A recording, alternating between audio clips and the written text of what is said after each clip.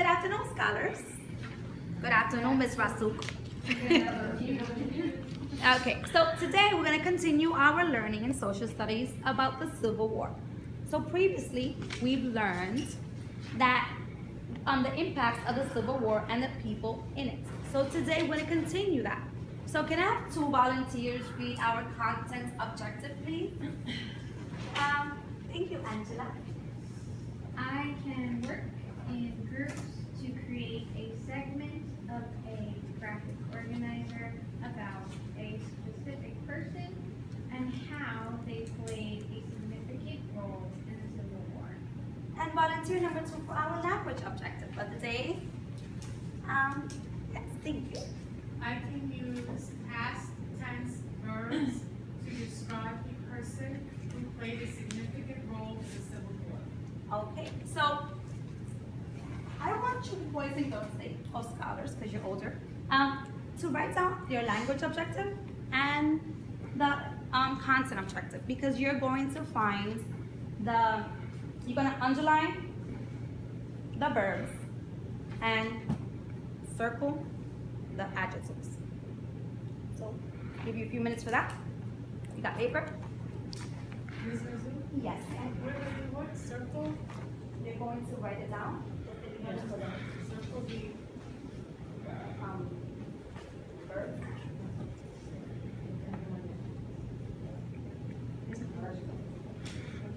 Underline the adjectives and circle the verbs. unknown words. Oh, and unknown words. Whatever words you don't know, circle them as well.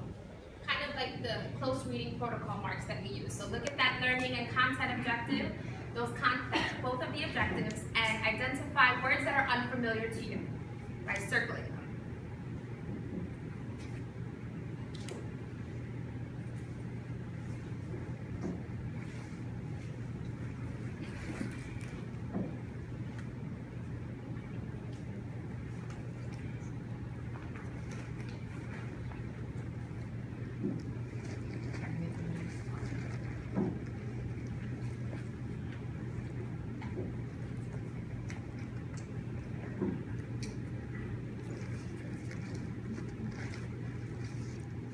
So an alternative to that, like, can we go in and out of role play? Because I feel like this is like not really natural. There are things that we want to like kind of address.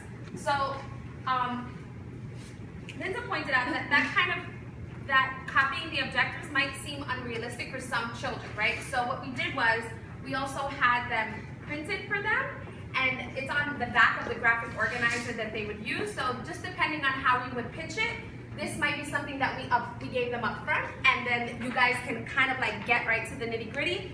It's the same objective, what are the unfamiliar words, and then we could have a discussion based on what's unclear to them so that we can have some clarity about where we're going with the lesson. So scholars, quickly turn and talk. I'll give you 1 minute. Turn and talk to your partner and discuss what you underline and what you circle. And I will walk around for clarity.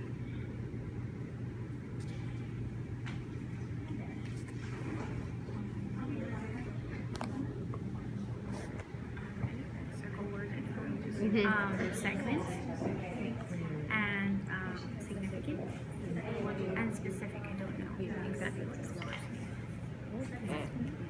How about you, Jess?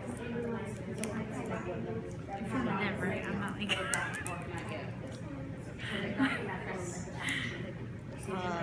I circled verbs. No, I circled the word verb. No, I circled the word verbs as an underlying word.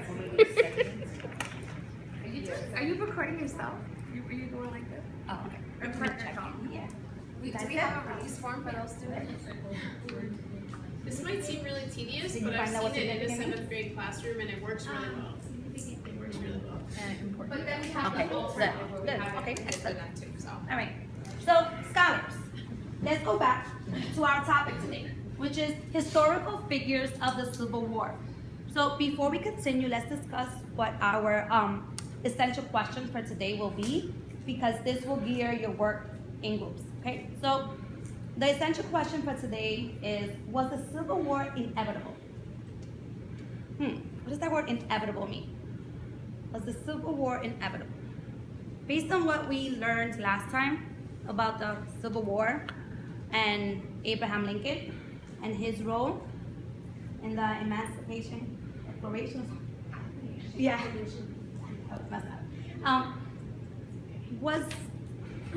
Could the Civil War have been avoided? So that's a question to ponder today, and that's something that you're gonna add on into your groups, okay? When you're working in your groups on your individual person from the Civil War, you would think of that, have it in the back of your head today. So as we continue. Okay, so Jessica's going, so that was like the motivation of it, kind of looking at the objectives. Oh, No. Okay. So in our previous class, we did Freya models, right? So here was the Freya model we discussed for some of the words that we encountered in our last lesson. So we have fashions, confederacy, boards. You also did your Freya models on other words. So you have some here for reference and some over there. So if you and your group ever get stuck on any of these words, just pull out those Freya models that you made last time or refer to the ones we have in the classroom. We also have our Civil War word wall, a vocabulary word wall that you could always get up and define any word or get any clarity if any of these words come up within your readings, okay? So lastly, let's go back to our learning objective. Our learning objective for today, which was, hold on, our content objective. You're going to work in a group to create a graphic organizer.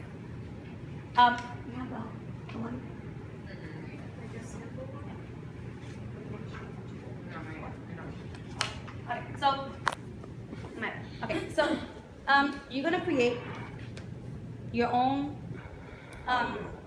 content-specific historical figure. You're gonna work in a group. You're gonna get one figure to work on in pairs. Okay, you're gonna create a slice. You're gonna jigsaw it, and then we're gonna share it out. Okay.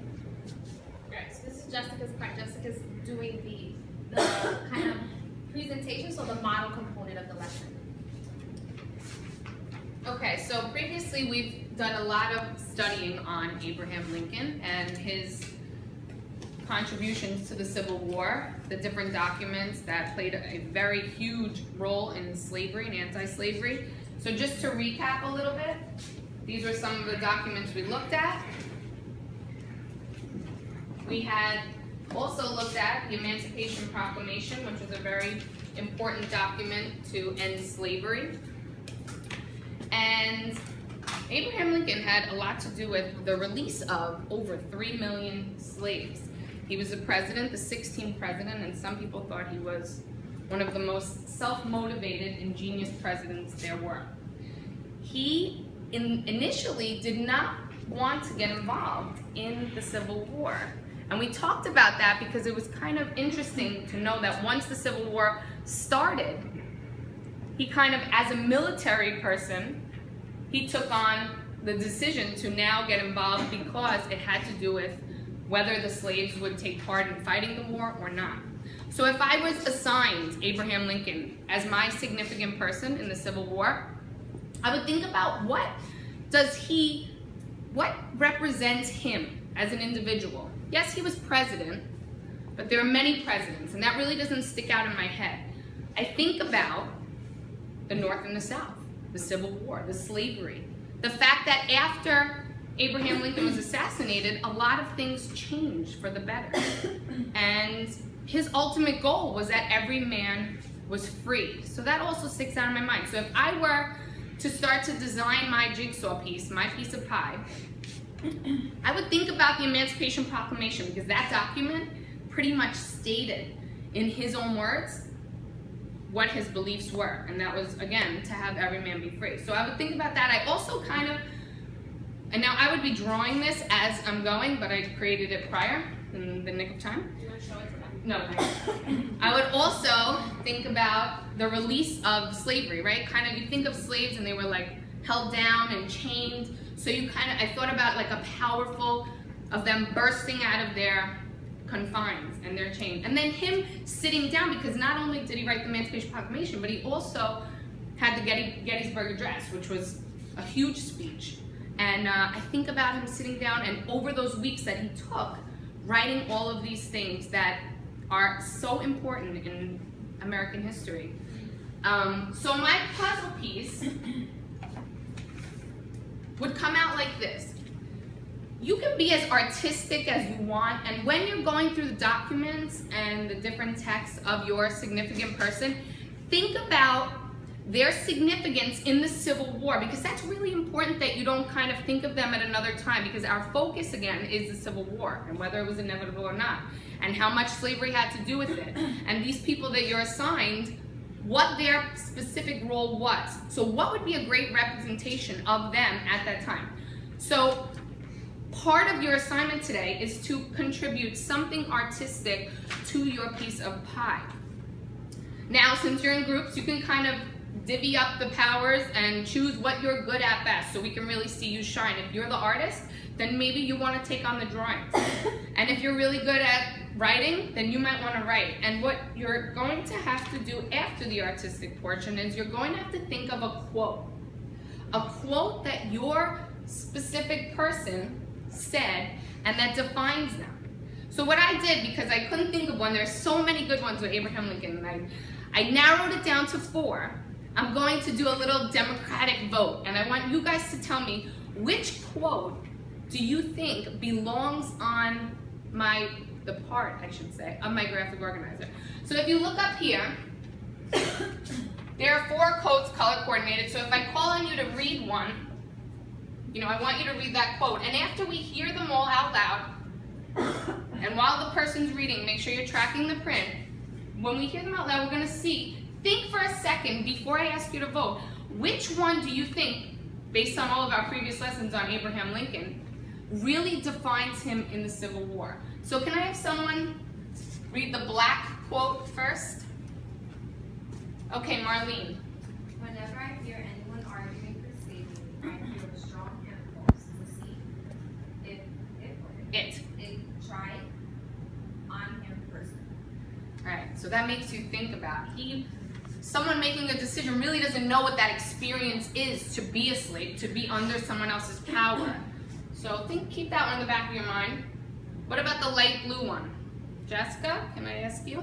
I do order and declare that all persons held as slaves within said designated states and parts of states are and henceforward shall be free. Right, and that was from his important document, the Emancipation Proclamation, right?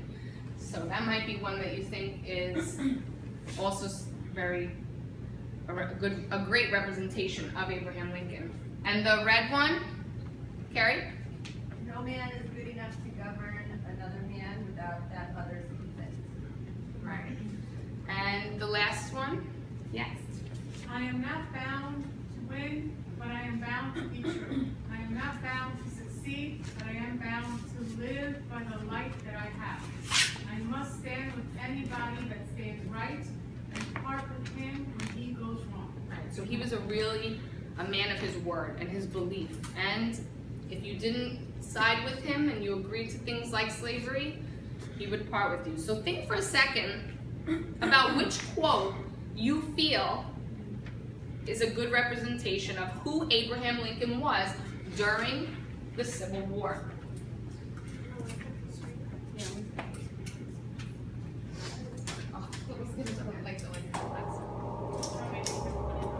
And I'm going to just take a little vote. So if you hear me say the quote that you felt really represents Abraham Lincoln, just raise your hand so that I can tally it up. How many people think that the dark blue quote defines Abraham Lincoln as a significant person, historical figure in the Civil War? What about the black quote? And the red? Okay, I have 3. I have 4. And the light blue? Ooh, we have a tie. Maybe you guys did. So let's look at these two. Now, talking about the Civil War. We really were focused